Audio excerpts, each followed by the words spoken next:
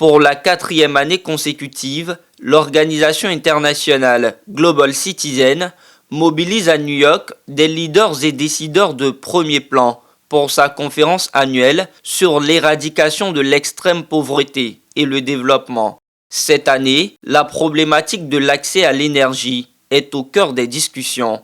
La Côte d'Ivoire, qui a atteint un taux de couverture d'électricité de 94%, est invitée à exposer sur sa politique énergétique par la voix de la ministre de l'économie, du plan et du développement, Niale Kaba. Ce panel m'a donné l'opportunité de parler du compact énergie qui est en préparation et qui sera intégré au PND 2026-2030, qui va amener des réformes et des investissements importants avec pour objectif à la fois de garantir l'accès universel à l'électricité en 2030 et permettre donc à notre mix énergétique de passer de 34% actuellement à 45% en 2030 en faveur des énergies renouvelables.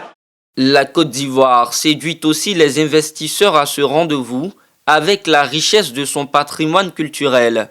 Et pour mieux exploiter le potentiel de son industrie musicale, le pays va bénéficier d'une étude financée par la SFI, la Société financière internationale. Nous sommes le premier pays qui bénéficiera de cette étude sur l'industrie et le secteur de la musique, avec la cartographie et la capacité d'attirer de nouveaux investisseurs en Côte d'Ivoire, afin de permettre aussi à nos artistes de vivre de leur art.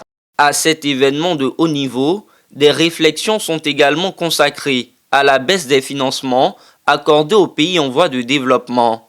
Pour Patrick Achi, ministre d'État, conseiller spécial à la présidence de la République, il est grand temps de penser à des mécanismes d'autonomie. Les pays en développement doivent être de plus en plus conscients que cette aide ne va pas durer éternellement et qu'il faille qu'on se prépare à être autosuffisant en mobilisant des ressources intérieures beaucoup plus importantes, en rationalisant nos dépenses, mais en tout état de cause, en trouvant le moyen de ne plus être dépendant.